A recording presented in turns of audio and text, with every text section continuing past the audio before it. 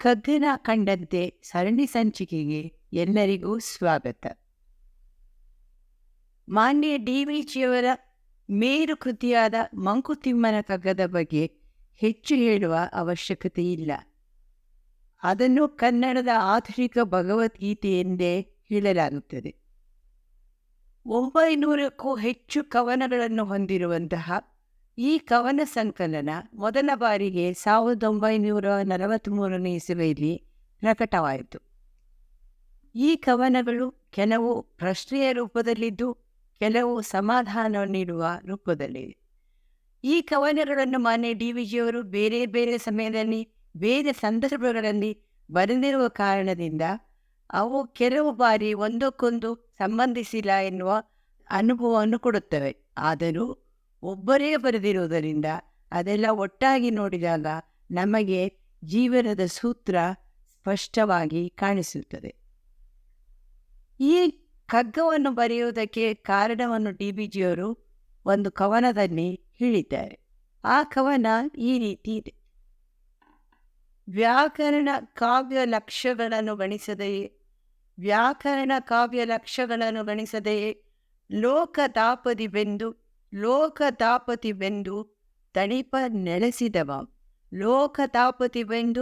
ತಣಿಪ ನೆಲೆಸಿದವ ಈ ಕಂತೆಯಲ್ಲಿ ತನ್ನ ನಂಬಿಕೆಯ ನೈದಿಗನು ಸ್ವೀಕರಿಕೆ ಬೆಳ್ಪವರು ಮಂಕುತಿಮ್ಮ. ಈ ಕಂತೆಯಲ್ಲಿ ತನ್ನ ನಂಬಿಕೆಯ ನೈದಿಗನು ಸ್ವೀಕರಿಕೆ ಬೆಳ್ಪವರು ಮಂಕುತಿಮ್ಮ ಎಂದು ಈ ಕವನದಲ್ಲಿ ಮಾನ್ಯ ಡಿ.ವಿ.ಜಿಯವರು ಹೇಳುತ್ತಾರೆ. ವ್ಯಾಕರಣ ಕಾವ್ಯ ಲಕ್ಷಣಗಳನ್ನು ಲೆಕ್ಕಕ್ಕೆ ತೆಗೆದುಕೊಳ್ಳದೆಯೇ ಪರಿಗಣಿಸದೆಯೇ ಈ ಜಗತ್ತಿನ ಬಿಸಿ ಬೇಗೆಯಲ್ಲಿ ಬೆಂದು ಬಸವಳಿದು ಸಾಂತ್ವನವನ್ನು ಹುಡುಕುತ್ತಾ ಈ ಕಂತೆಯಲ್ಲಿ ನನ್ನ ನಂಬಿಕೆಯನ್ನು ಬಿಚ್ಚಿಟ್ಟಿರುವೆನು ಎಂದು ಹೇಳುತ್ತಾರೆ ಮಾನ್ಯ ಡಿ.ವಿ.ಜಿಯವರು. ಈ ಕಗ್ಗವನ್ನು ಯಾರಿಗೆ ಬರೆದಿದ್ದಾರೆ? ಇದು ಎಲ್ಲರಿಗೂ ಅಲ್ಲ. ಯಾರಿಗೆ ಬೇಕು, ಯಾರಿಗೆ ಸಮಾಧಾನ ಬೇಕು ಎಂದು ಅರಸಿ ಬರ್ತಾರೋ ಅವರಿಗೆ ಮಾತ್ರ ಅಂತ ಡಿ.ವಿ.ಜಿಯವರು ಹೇಳ್ತಾರೆ. ಹಾಗೆಯೇ ಅರಸಿ ಬಂದವರಿಗೆ ಈ ಕವನದ ಸಾಲುಗಳು ಖಂಡಿತವಾಗಿಯೂ ನೆಮ್ಮದಿಯನ್ನು, ಸಾಂತ್ವನವನ್ನು ನೀಡುತ್ತವೆ ಎನ್ನುವುದು ನನ್ನ ಸ್ವಂತ ಅನುಭವ. ಆ ಕಾರಣಕ್ಕಾಗಿಯೇ ನಾನು ಈ ಕವನಗಳ ಬಗ್ಗೆ ಮಾತನಾಡಲು ಈ ಕವನ ಸಂಚಿಕೆಯನ್ನು ಆರಂಭಿಸಿದ್ದೇನೆ. ಇದು ನನ್ನ ಸರಣಿ ಸಂಚಿಕೆಯ ಮೊದಲನೆಯ ಆವೃತ್ತಿ. ಈಗ ಎರಡನೇ ಕವನದ ಬಗ್ಗೆ ನೋಡೋಣ. ಇದು ಮಾನ್ಯ ಡಿ.ವಿ.ಜಿಯವರು ಸೃಷ್ಟಿಯ ಬಗ್ಗೆಯೇ ಬರೆದಂತಹ ಒಂದು ಕವನ. ಅದರ ಸಾಲುಗಳು ಹೀಗಿವೆ. ಒಗಟೆ ಏನೀ ಸೃಷ್ಟಿ ಬಾಣಿನರ್ಥವದೇನು. ಬಗೆದು ಬಿಡಿಸುವರಾರು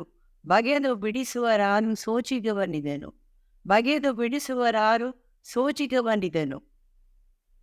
ಜಗವ ನಿರವಿಸಿದ ಕೈ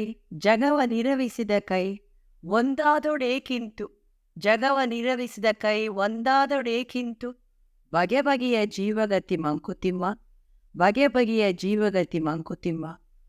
ಒಗಟೆ ಏನೀ ಸೃಷ್ಟಿ ಬಾಣಿನರ್ಥವದೇನು.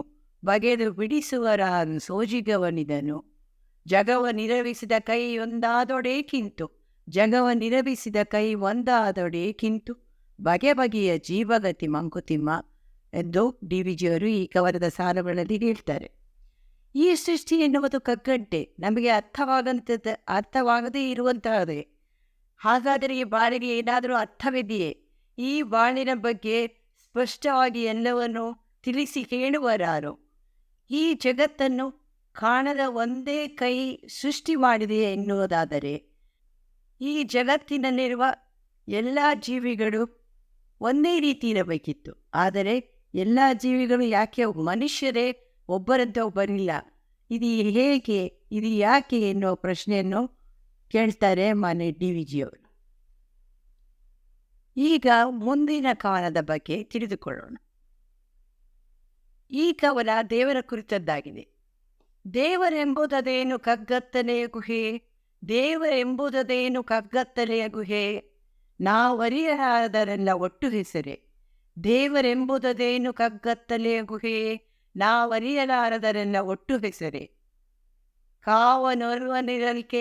ಕಾವನೊಲ್ವ ನಿರಲ್ಕೆ ಜಗದ ಕಥೆಯೇಕಿಂತು, ಕಾವನೊಲ್ವ ನಿರಲ್ಕೆ ಜಗದ ಕಥೆಯೇಕಿಂತು, ಸಾವು ಹುಟ್ಟುಗಳೇನು ಮಂಕುತಿಮ್ಮ, ಸಾವು ಹುಟ್ಟುಗಳೇನು ಮಂಕುತಿಮ್ಮ ಎಂದು ಹೇಳುತ್ತಾರೆ ಡಿ ವಿಜಿಯವರು. ದೇವರೆಂಬುದೇನು ಕಗ್ಗತ್ತಲೆಯ ಗುಹೆ. ದೇವರು ಎಂದರೆ ಏನು? ಅದು ಒಂದು ಕಗ್ಗತ್ತಲೆಯ ಗುಹೆ. ನಮಗೆ ಎಲ್ಲ ಏನು ಅರ್ಥವಾಗಿಲ್ಲ, ಅದೆಲ್ಲ ಒಟ್ಟು ಸೇರಿದರೆ ದೇವರು ಅಂತಾಗುತ್ತೆ. ಜಗತ್ತನ್ನು ಕಾಪಾಡುವವನು, ನೋಡಿಕೊಳ್ಳುವನು ಒಬ್ಬ ಇದ್ದಾನೆ ಅಂತ ಹೇಳಿದರೆ, ಈ ಜಗತ್ತಿನ ಕಥೆ ಯಾಕೆ ಈ ರೀತಿ ಇದೆ, ಸಾವು ಹುಟ್ಟುಗಳೆಲ್ಲ ಯಾಕೆ ಅಂತ ಕೇಳ್ತಾರೆ ಡಿ ವಿಜಿಯವರು.